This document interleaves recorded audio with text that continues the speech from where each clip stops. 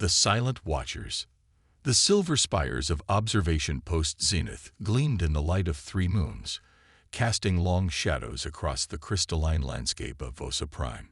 Senior observer Talek stood at the panoramic viewport, his 4 eyes blinking in sequence as he studied the night sky. For 8,000 years, the Vosari had watched the stars, cataloging, measuring, and waiting. Their civilization had achieved technological stability millennia ago, and with it, a cultural patience that bordered on religious devotion. Still searching the emptiness, old friend. The voice belonged to Science Director Nima, her bioluminescent patterns pulsing softly along her slender arms as she approached.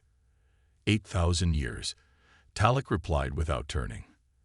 8,000 years of listening to silence.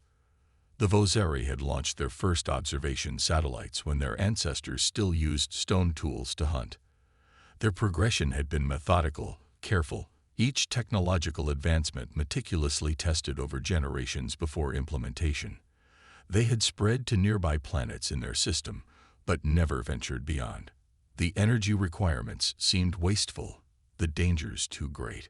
The Council believes we are alone, Naima said, joining him at the viewport. Many say we should redirect resources to more practical matters. Talek's upper eyes narrowed. The universe is too vast for us to be alone. Mathematics denies it. Mathematics also suggests any civilization capable of interstellar travel would have found us by now. Naima countered gently. Before Talek could respond, a soft chime echoed through the chamber. Both Vosari turned as a holographic display materialized in the center of the room. Junior observer Kato's image appeared, his youthful excitement evident in the rapid fluctuations of his bioluminescence. Senior observer Talek, Kato began, struggling to maintain formal protocol. Our long-range sensors have detected an anomaly entering the outer boundary of our system. Talek moved swiftly to the control console, all 4 hands working in perfect coordination across the interface. Natural phenomenon. Another rogue comet. No, observer. It's artificial. The word hung in the air between them. Artificial. Not of Vosari origin. Not natural. Other. Transmit the data immediately, Talek ordered, his voice betraying none of the emotion now causing his inner membranes to flutter. The holographic display shifted, showing the trajectory of an object moving through their system at velocities the Vosari had only theorized possible. Data streams cascaded alongside the visual, energy signatures unlike anything in their extensive records. It appears to be decelerating, Naima observed, her scientific mind already analyzing the impossible readings. And its trajectory.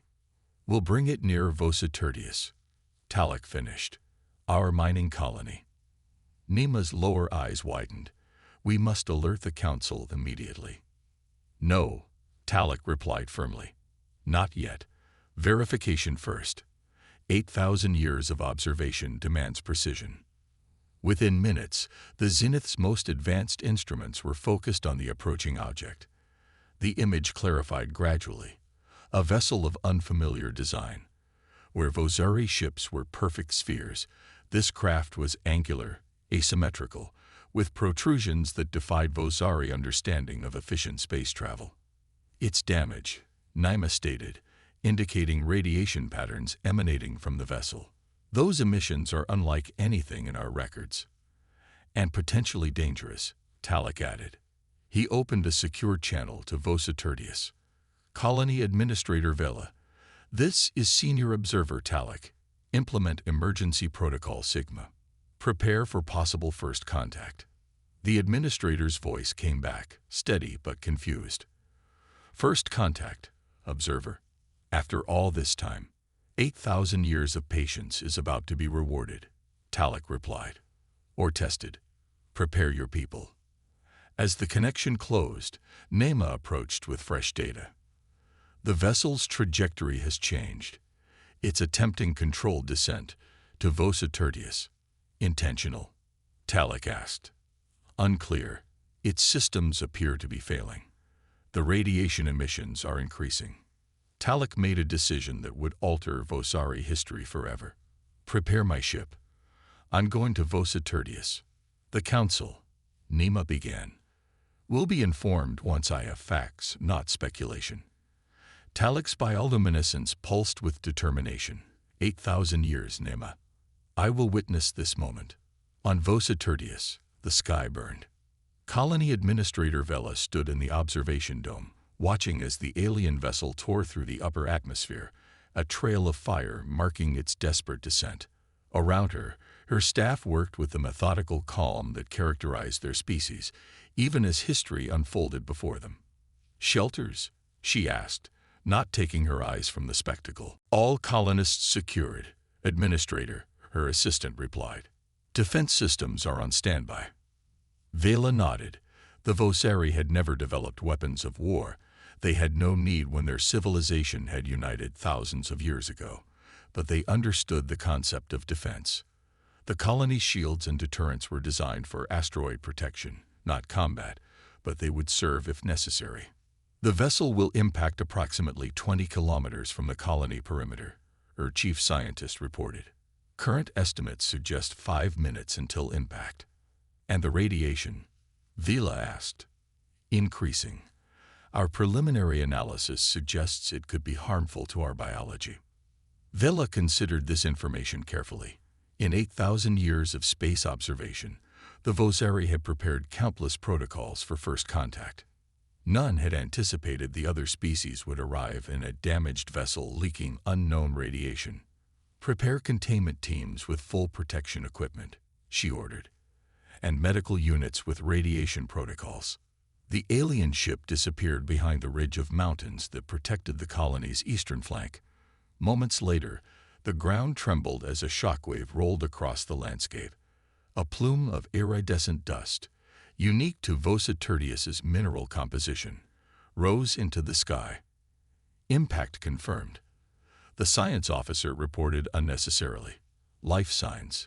Vela asked. A pause. "Yes, multiple organic signatures moving within the vessel. They survived." Vela felt a strange sensation she had never experienced before. The weight of 8,000 years of waiting suddenly compressed into this singular moment. "Maintain observation. Alert me to any changes." She didn't have to wait long. Within minutes, her communication officer called out, "Administrator, we're receiving transmissions from the vessel.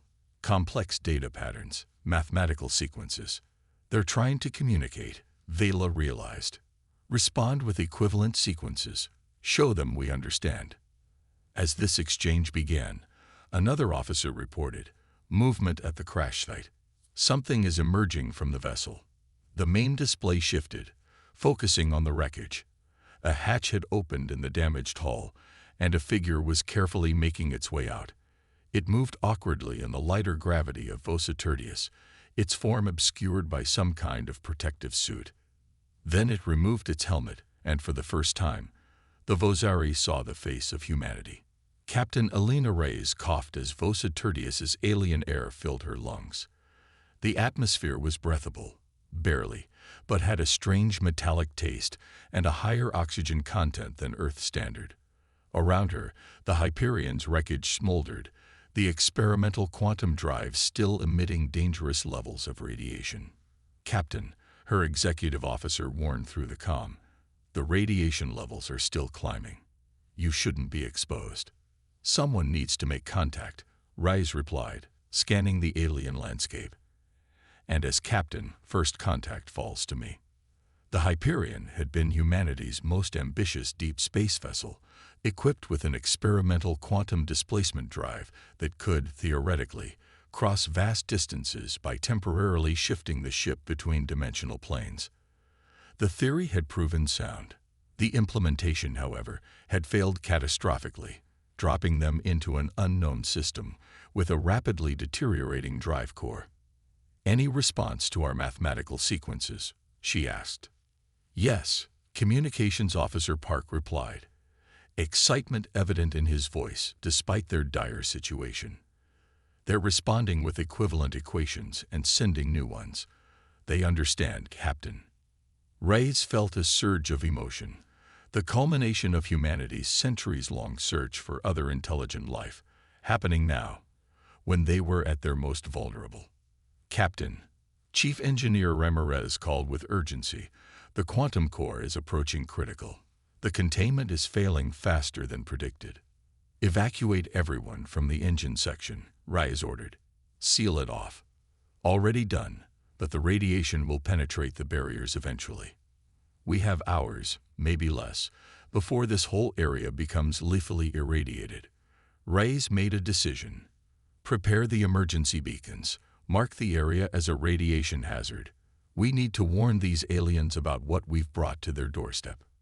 As she spoke, movement on the ridge caught her attention. Several figures approached cautiously, clearly non-human even at this distance. Their bodies seemed to shimmer with faint light patterns, and they moved with a fluid grace despite the rocky terrain. First contact team, to me, Reyes ordered. Bring universal translators and radiation monitors. Within minutes, she was joined by Dr. Samir Khan, xenobiologist, and Lieutenant Commander Hiroshi Tanaka, head of security. Both wore lightweight environmental suits as a precaution.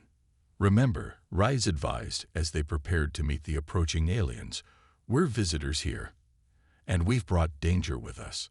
Our priority is warning them about the radiation. Tanaka checked his sidearm. Standard protocol, though Reyes had ordered it to remain holstered.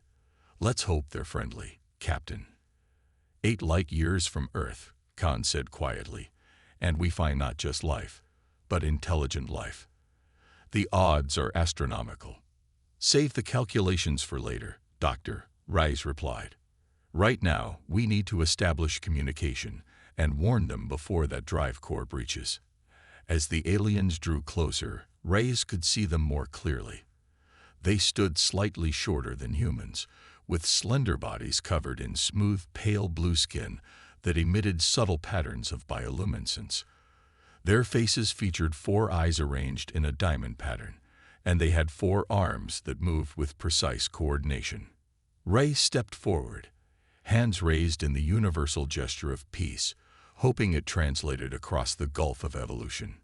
The translator drone hovered beside her, already analyzing the mathematical exchanges between their ships and beginning to build a rudimentary language bridge. The lead alien, distinguished by elaborate markings that pulsed along its skin, stopped a respectful distance away. It raised all 4 hands, mirroring Reyes's gesture. I am Captain Elena Reyes, she said clearly, allowing the translator to process her words, of the Earth ship Hyperion. We come in peace, but our ship is damaged and leaking radiation that could harm your people. The translator emitted a series of harmonics and light patterns that made the aliens' bioluminescence flicker in response. After a moment, the leader spoke, its voice melodic and complex. The translator processed for several seconds. I am Colony Administrator Vela of the Vosari. Your arrival is unprecedented. It was first contact, humanity's dream for centuries, occurring in the worst possible circumstances. As Reyes prepared to explain their situation more thoroughly, alarms suddenly blared from the radiation monitors. Captain, Tanaka warned urgently, the core breach is accelerating. Radiation levels are spiking. The alien, Vela, seemed to receive similar information through a device one of her companions carried. The bioluminescence patterns intensified, communicating something that didn't need translation. Alarm. We must evacuate this area immediately, the Vosari leader said through the translator. Your radiation is spreading faster than predicted. As if to emphasize the point, a distant explosion shook the ground as another section of the Hyperion's drive housing failed. My crew, Reyes began urgently. Some are injured.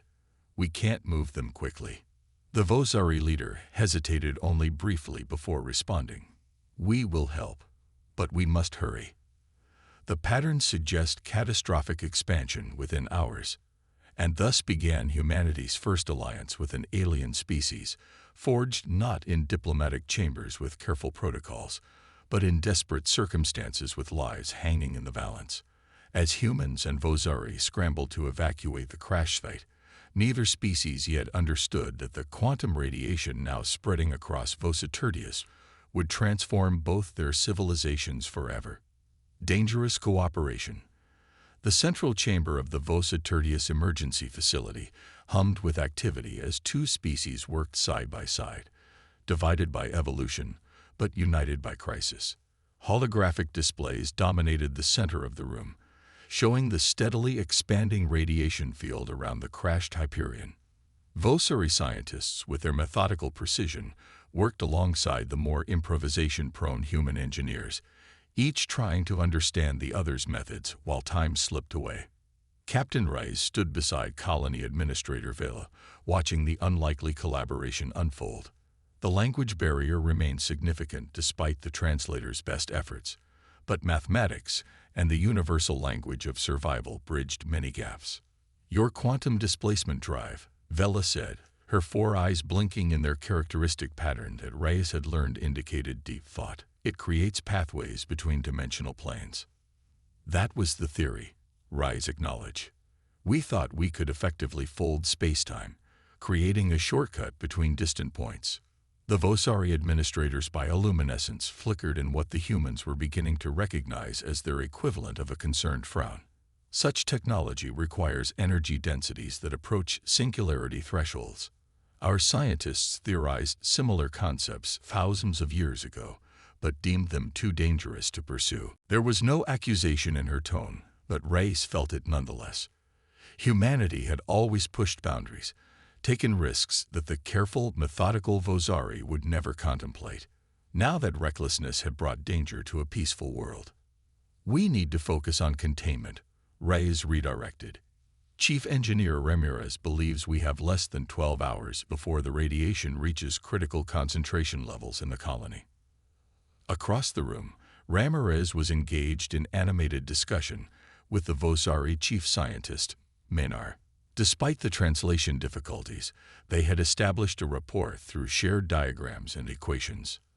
"The radiation isn't behaving according to standard models," Ramirez explained to the group, projecting the simulation of the particle dispersion.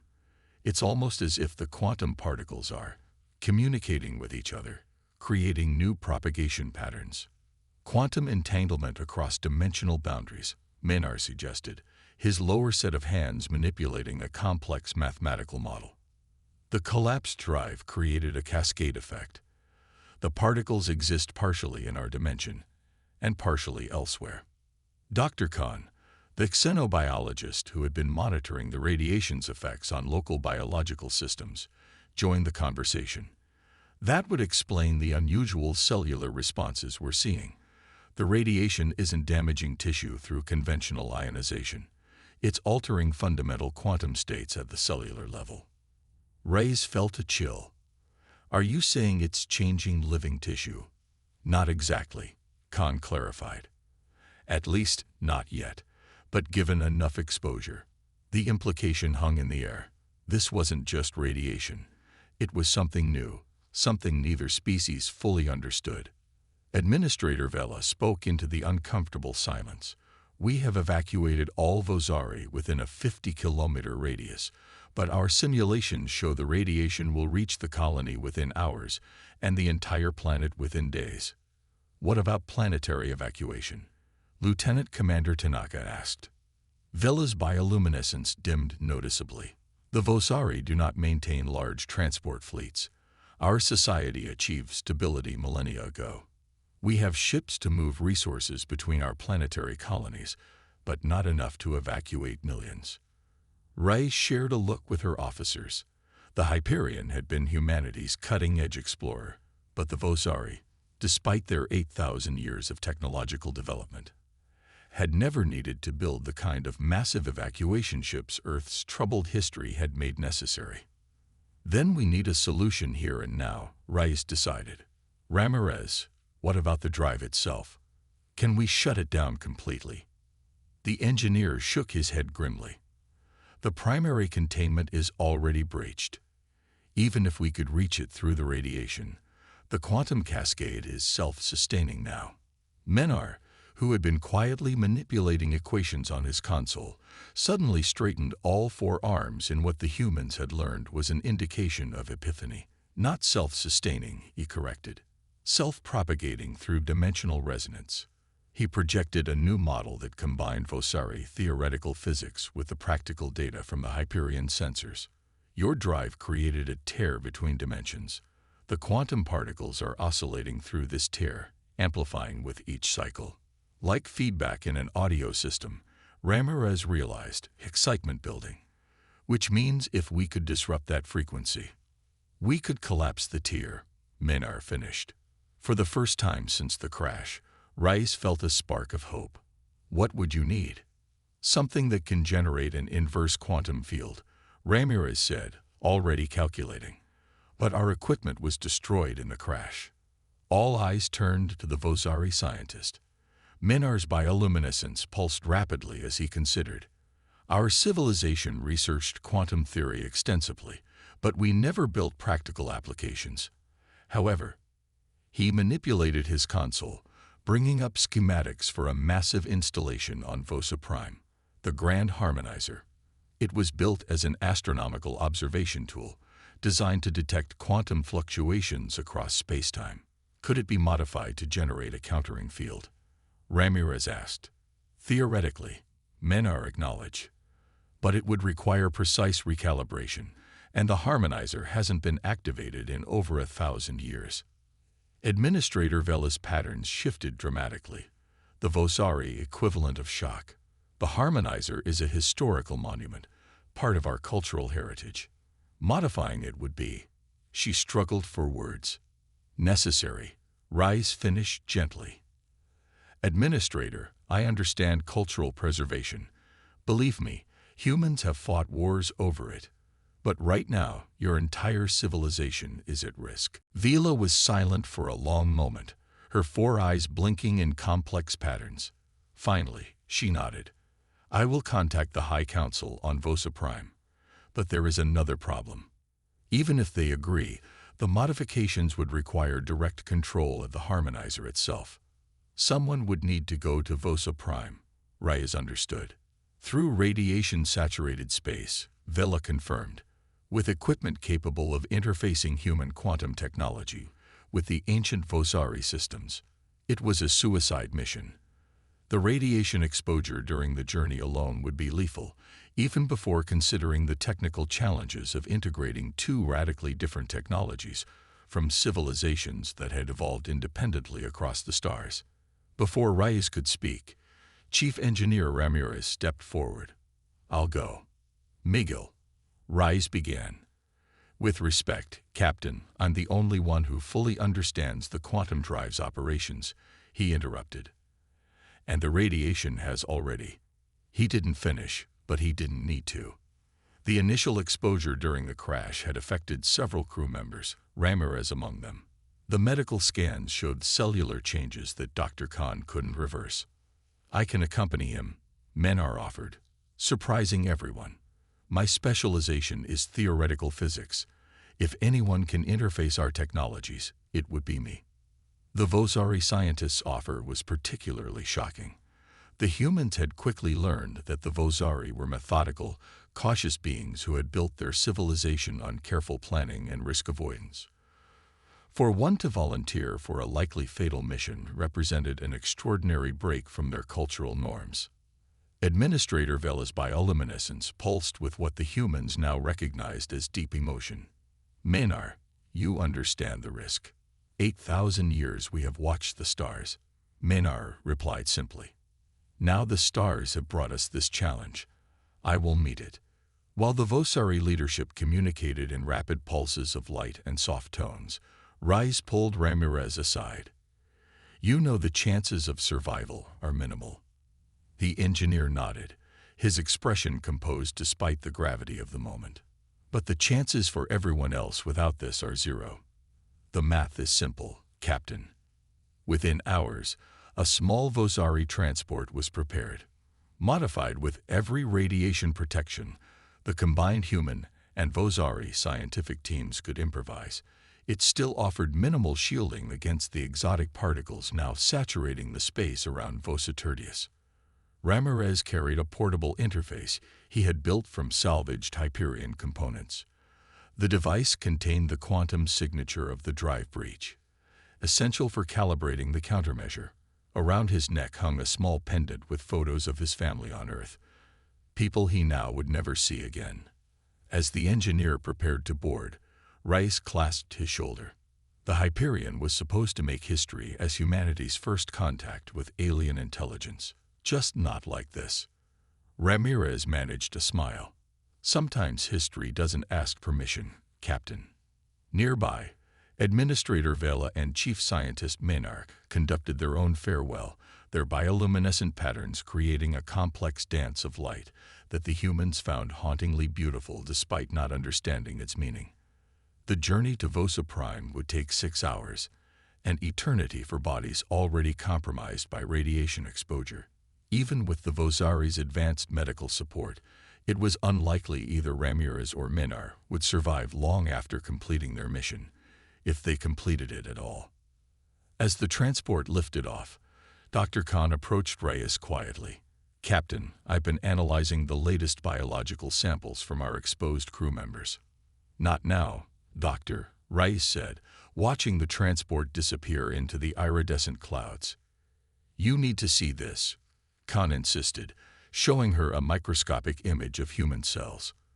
"The quantum radiation isn't just damaging tissue. In some cases, it's restructuring it."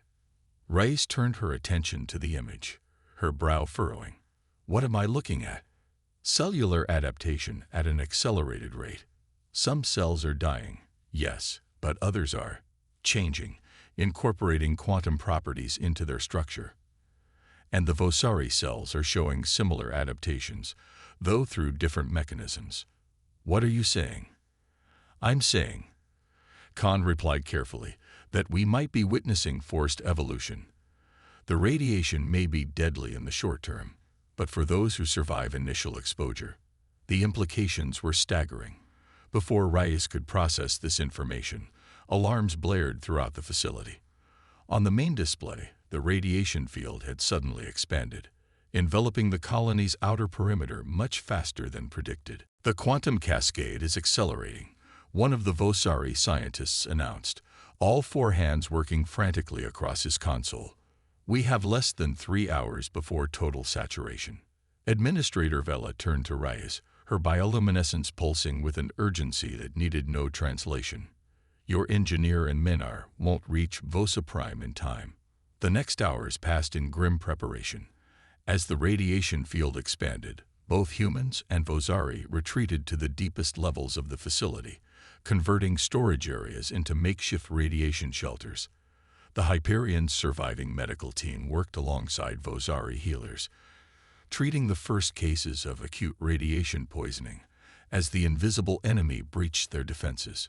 Captain Rice stayed in the command center until the last possible moment, maintaining contact with the transport carrying Ramirez and Minar.